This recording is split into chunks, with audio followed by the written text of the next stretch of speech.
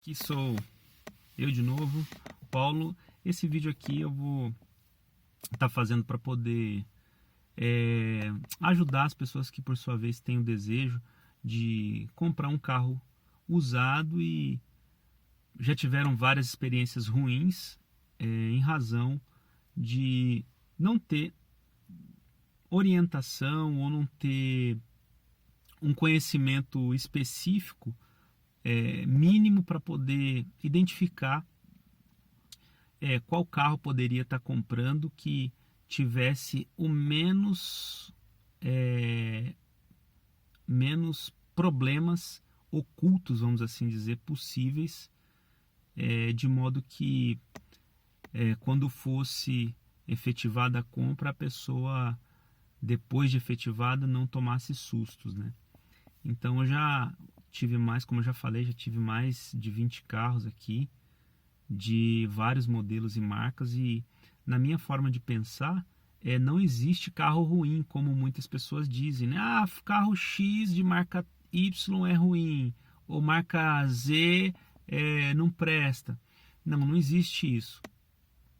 Muitas vezes as pessoas elas acabam fazendo esse comparativo, só que elas acabam se esquecendo de alguns outros detalhes. Por exemplo, elas comparam um carro sendo bom pelo fato dele trazer, vamos assim dizer, uma certa robustez na suspensão. Contudo, quando você vai ver todo o conjunto do carro, o carro ele não te traz conforto, não te traz prazer ao dirigir, ao contrário de uma outra marca, dessa outra marca até que está sendo utilizada como referência de comparativo. Talvez essa marca que está sendo utilizada como referência, ela não traz uma robustez na suspensão, mas ela te traz um prazer ao dirigir. O carro tem vários opcionais, o carro ele tem uma riqueza de detalhes e funcionalidades dentro da eletrônica embarcada ali, que permite você ter um prazer ao dirigir muito melhor do que essa outra marca que é mais robusta, né? Eu posso, por exemplo, dar como exemplo aqui, eu já tive um Ford Ka e já tive um Hyundai HB20 sedã. Então são os dois carros, eles têm as suas qualidades e têm as suas peculiaridades e também têm as suas desvantagens. Por exemplo, o HB20 ele tem uma suspensão fantástica. O carro é muito bom, muito boa a suspensão, muito bom o motor. Contudo, quando você olha o aspecto de conforto, ele deixa um pouco a desejar. Ele é um carro que ele te traz uma sensação de segurança muito boa em curvas, comparado com, por exemplo, o da Ford, o Ford Ka. Contudo, quando você se depara com a questão de conforto, ele deixa a desejar. Por exemplo, ele não tem, isso digo, por exemplo, o HB20 modelo antigo, né, que eu tinha em 2019. Ele tem, ele não tem, aliás, a direção com ajuste de altura. Ele não tem o banco com ajuste de altura, ele tem só o assento com o ajuste na coxa. Contudo, isso daí ele não te traz um certo conforto efetivo quando você fica muito tempo dirigindo o carro. Outra coisa, ele não te traz a direção elétrica. Quando você fica muito tempo dirigindo, a direção começa a ficar um pouco pesada, você sente o braço cansado, bastante cansado, né? Só que é um carro fantástico, assim, no aspecto de motor, no aspecto de suspensão, de freio. O carro tem uma segurança fantástica, funciona muito bem o sistema de ABS dele. É um carro muito bom. Agora o Ford ele tem direção elétrica, ele tem o banco com ajuste de altura, ele tem uma suspensão macia, entendeu? Então isso te dá uma certa, um certo conforto ao dirigir. O nível de ruído dele é muito pequeno, por exemplo, comparado até com o HB20. Mas ele tem assim as suas desvantagens também. A suspensão confortável te traz mais insegurança, por exemplo, ao você fazer uma curva. Por exemplo, você está com o HB20, o HB20 ele parece um kart. Você entra nele numa curva, ele parece um kartzinho, muito seguro. Para quem sabe assim o que eu estou falando, é um carro bem seguro assim. Agora, você pega o Ford Ka, você entra também na mesma curva, mas a sensação que você tem é que ele vai distracionar, é que ele vai perder, ele vai rolar, ele vai rodar, entendeu? A sensação, ela é essa sensação de insegurança que ele te traz. Então, tem esses aspectos. Então, a gente nunca pode dizer, voltando à questão, você nunca pode falar e afirmar que, não, o carro é ruim, essa marca é boa e a marca X é ruim. Não é. As marcas, elas dão ênfase em algumas questões. Tem marca que dá ênfase na durabilidade da suspensão e na sensação de segurança da suspensão. Tem marca que dá ênfase no conforto. Tem marca que dá ênfase na estética interna, na estética externa, né? Então, não existe carro, para mim, não existe carro ruim. Já tive vários, desde Fusca, Opala, Santana, Palio, Weekend, Palio comum. Já tive uma porção deles, né? De carros. Monza, Linea, já tive vários carros. Então, de todas as experiências que eu tive, eu percebi que o carro ele era bom se o carro ele efetivamente estava sendo cuidado.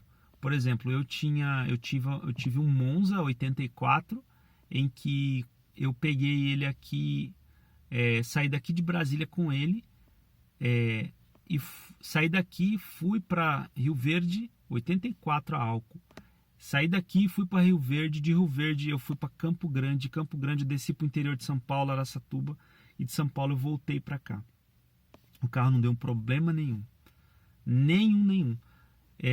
Tive uma certa vez uma experiência em que um parente próximo ele faleceu, morava em Rio Verde.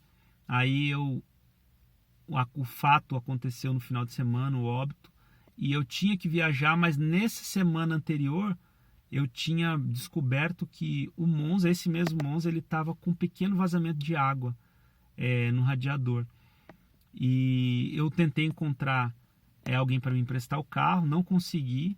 Aí eu falei, olha, vamos com ele assim mesmo, vou levar a garrafa d'água e a gente vai. A gente sai de noite, eu vou devagar, olhando, observando o nível da temperatura, e na medida que eu ver que a temperatura vai subindo, naturalmente a água está acabando e eu vou lá e reponho. E eu rodei exatamente 900 km com esse carro desse jeito. Fui 453 km para ir e voltei 453 km. Não tive problema nenhum.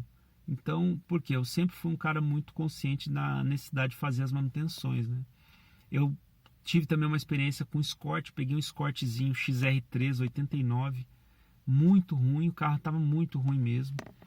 O carro não dava para você passar de 80 por ele, com ele, não dava para passar de 80, que o carro tremia tudo, os pneus estavam tudo ruim, freio com roda isolada traseira, a embreagem estava patinando.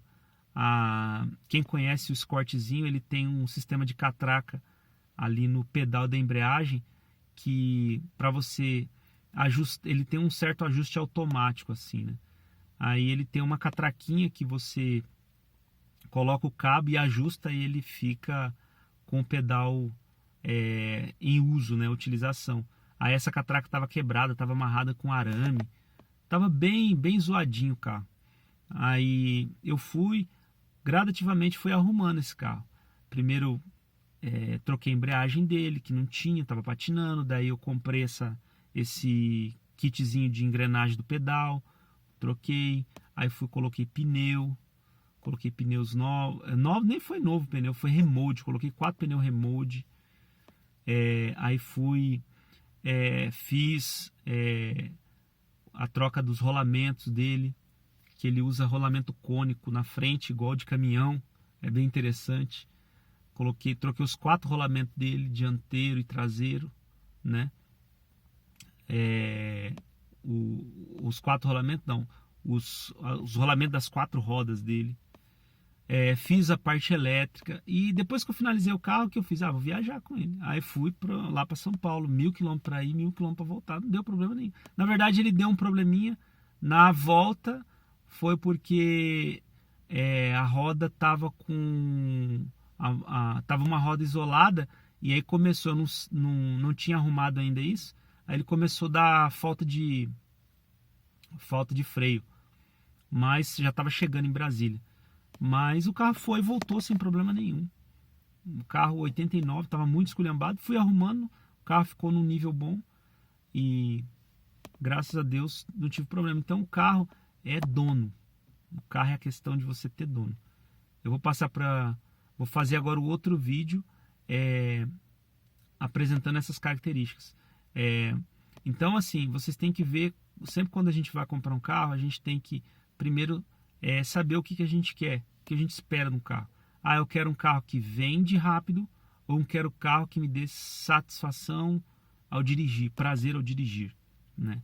É o primeiro aspecto que você tem que ver. E segundo aspecto é você entender que o carro você compra não é uma marca boa, você compra um carro bem cuidado.